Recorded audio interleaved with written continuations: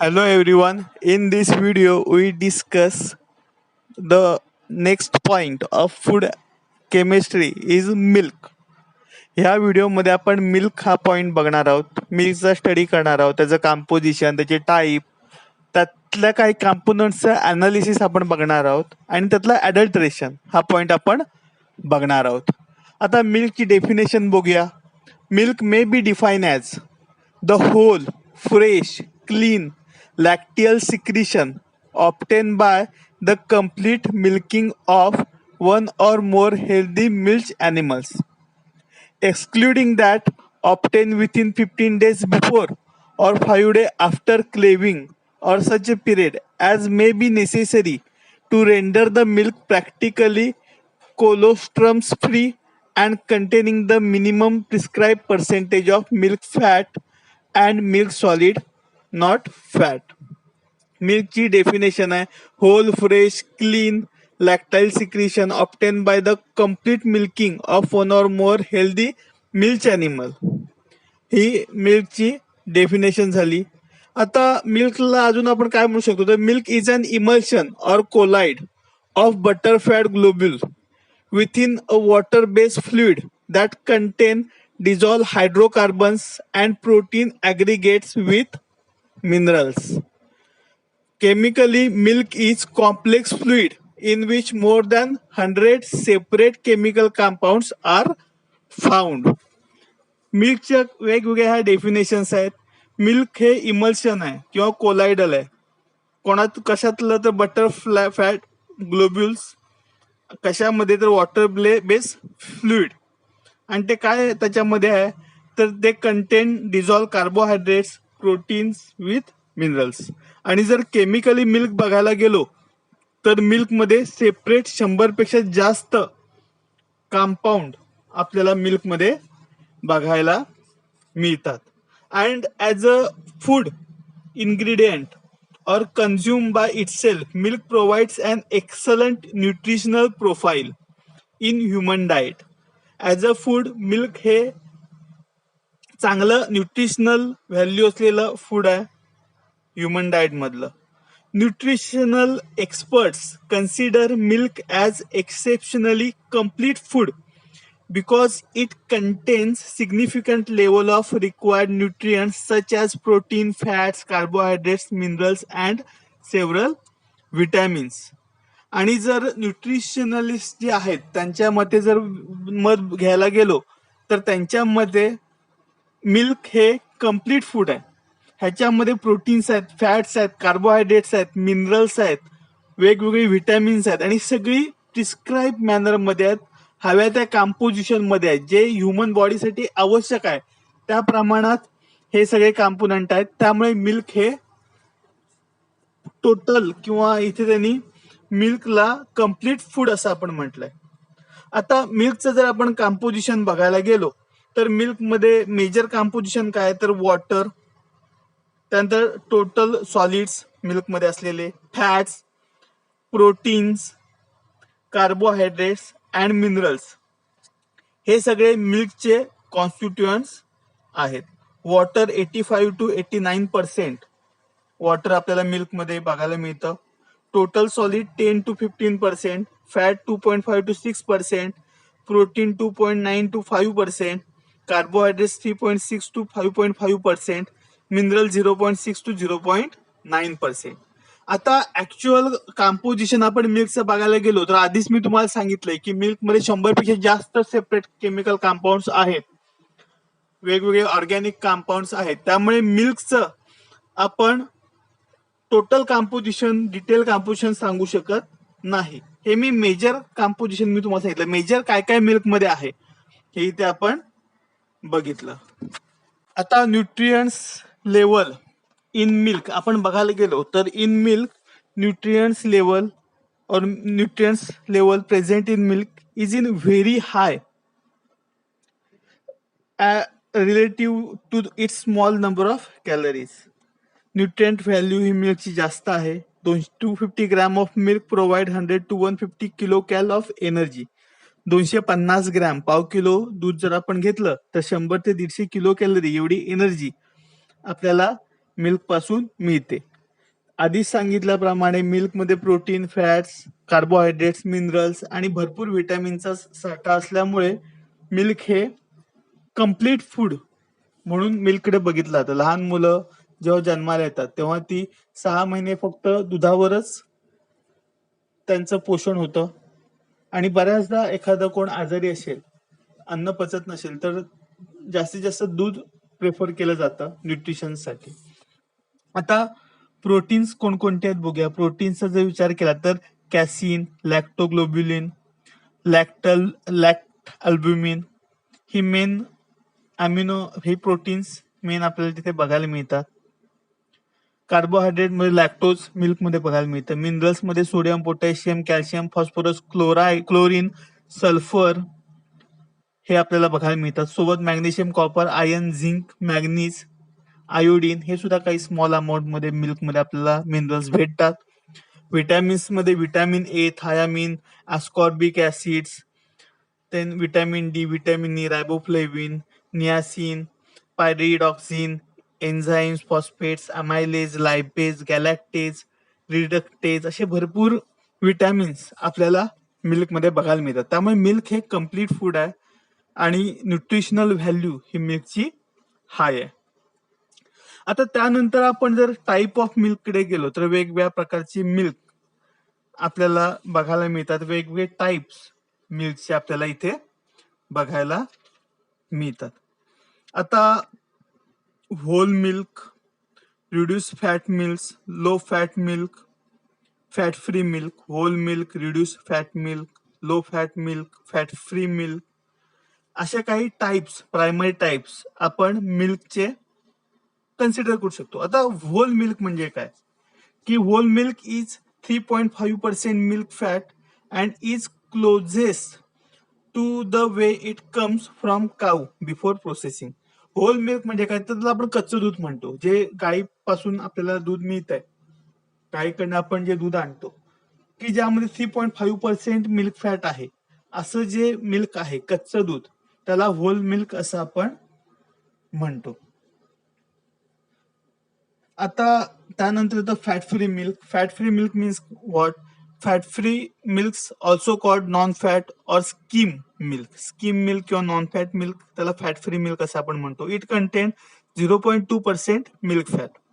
त्यामध्ये minimum quantity milk fat असतं. 0.2% milk fat आपल्याला बघायला मिळतं. त्याला आपण फॅट फ्री मिल्क असं आपण म्हणतो. जनरली डायटिशियन्स वेट लॉस प्रोग्रामसाठी फॅट फ्री मिल्कचं लोकांना सजेशन देतात किंवा ॲथलीट्स हे फॅट फ्री मिल्क कन्झ्युम करतात. त्यानंतर येतो ऑर्गॅनिक मिल्क.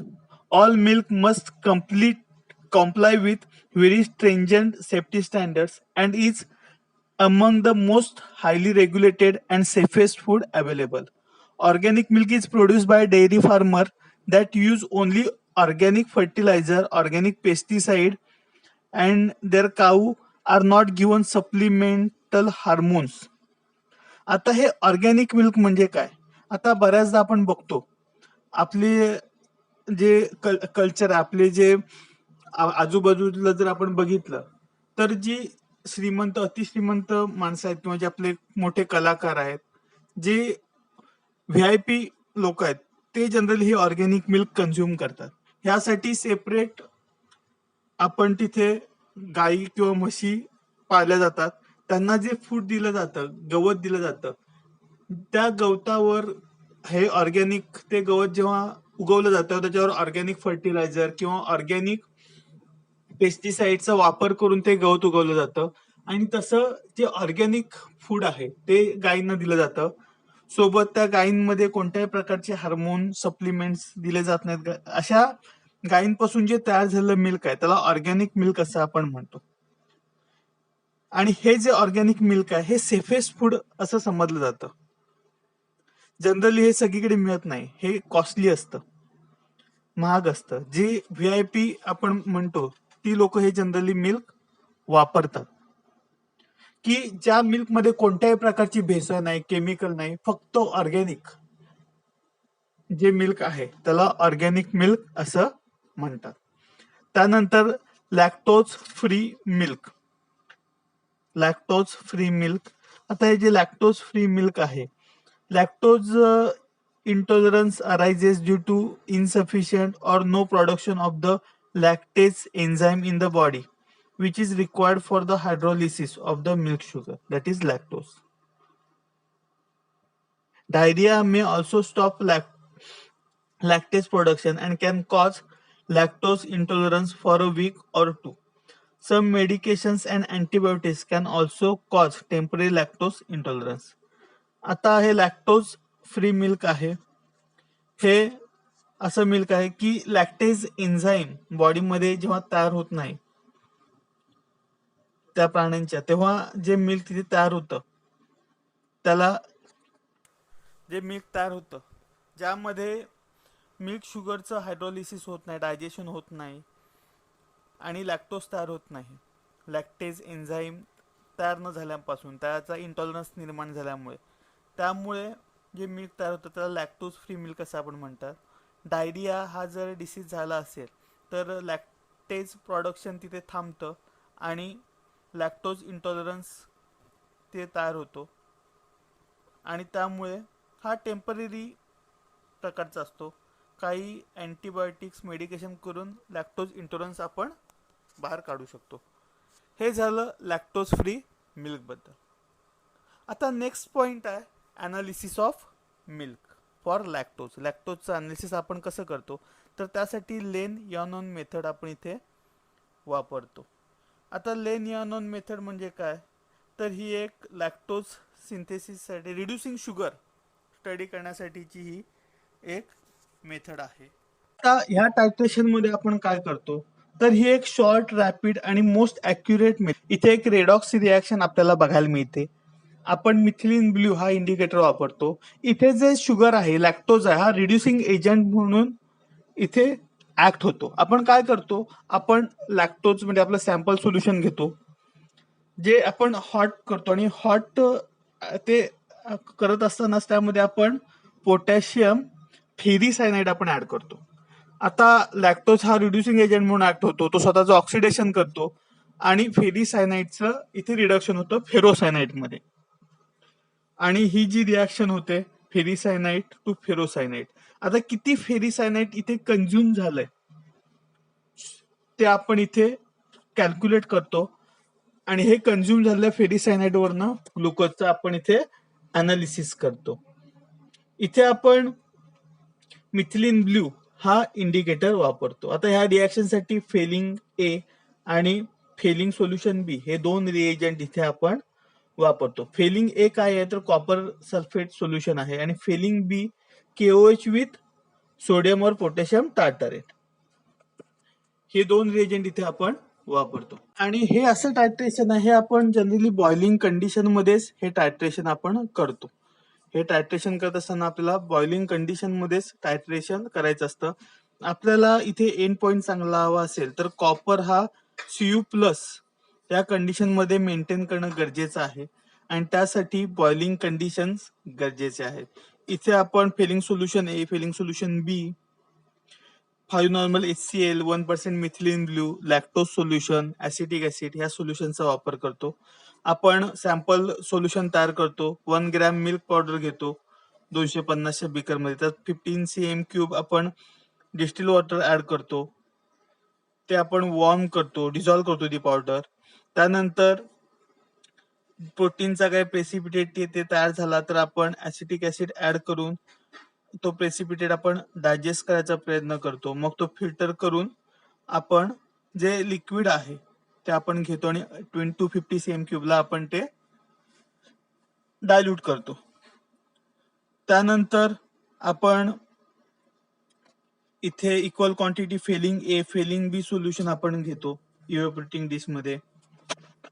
आपण ए आणि बी रिएजंट घेताना ते बॉईल करतो आणि बॉइलिंग कंडिशन मध्ये मिथिल ऑरेंज इंडिकेटर वापरून 1% लॅक्टोज बरोबर आपण ते टायट्रेट करतो.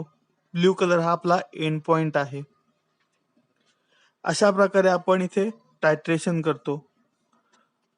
हे झालं, हे स्टँडर्डायझेशन अशा प्रकारे आपण फिलिंग सोल्युशनचं करतो. स्टँडर्डायझेशन करण्यासाठी आपण 1% लॅक्टोजचा वापर करतो. मग आपण काय करतो, एस्टिमेशन मध्ये 5 cm³ फिलिंग सोल्युशन ए, 5 cm³ फिलिंग सोल्युशन बी घेतो, ते आपण बॉईल करतो आणि मेन टायट्रेशनच्या वेळी बॉईल होत असतानाच आपल्या सॅम्पल सोल्युशन बरोबर ते आपण टायट्रेट करतो. आपण मिथिलीन ब्ल्यू हा इंडिकेटर वापरतो. इथे सुद्धा एंड पॉइंट आपल्याला ब्ल्यू मिळतो आणि ह्या ज्या दोन व्ही आणि V1 V2 आपल्याला जे आपल्याला जे एंड पॉइंट मिळालेत, त्या एंड पॉइंट वापरून आपण percentage lactose in milk calculate करतो. असं सिंपल अनालिसिस आपण मिल्कचं करतो, लॅक्टोजचं करतो. आता अडल्ट्रेशन, मिल्कमध्ये वेगवेगळ्या प्रकारचं अडल्ट्रेशन केलं जातं. एक म्हणजे शुगर, मिल्कमध्ये शुगर ऍड केली जाते त्याचा गोडवा टिकवण्यासाठी. मिल्क मध्ये शुगर ही ऍड केली जाते.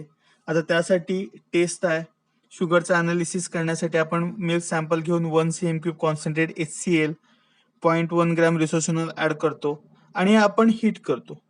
आता वॉटर बाथ मध्ये हीट केल्यावर 5 मिनिटं रेड कलरेशन येतं, त्याच्यावरून आपल्याला कळतं की शुगर आहे. त्यानंतर स्टार्च सुद्धा ऍड केला जातो. मिल्कमध्ये अडल्ट्रेशन स्टार्चचं केलं जातं. ते आयोडीन वापरून आपण त्याचा स्टडी करू शकतो. ब्ल्यू कलर आयोडीनला स्टार्च देतो. हायड्रोजन पेरॉक्साईडचं इथे अडल्ट्रेशन होतं. पोटॅशियम आयोडाईड आणि स्टार्च रिएजंट वापरून आपण हायड्रोजन पेरॉक्साईडचं अडल्ट्रेशन इथे स्टडी करू शकतो. फॉर्मॅलिन सुद्धा मिल्कमध्ये ऍड केलं जातं. मिल्क जास्त काळ टिकावं म्हणून फॉर्मॅलिन ऍड केलं जातं. मग कॉन्सन्ट्रेटेड H2SO4, फेरिक क्लोराईड हे रिएजंट वापरून व्हायलेट किंवा blue colouration at the junction of 2 layer आपल्याला बघायला मिळालं तर फॉर्मॅलिन प्रेझेंट असं आपण म्हणतो. मिल्कमध्ये युरियाचं सुद्धा अडल्ट्रेशन होतं. Ammonium sulphate, nitrate, benzoic acid और salicylic acid, borax and boric acid. डिटर्जंटचं सुद्धा मिल्कमध्ये अडल्ट्रेशन होतं. पल्वराइज सोपचं सुद्धा अडल्ट्रेशन केलं जातं.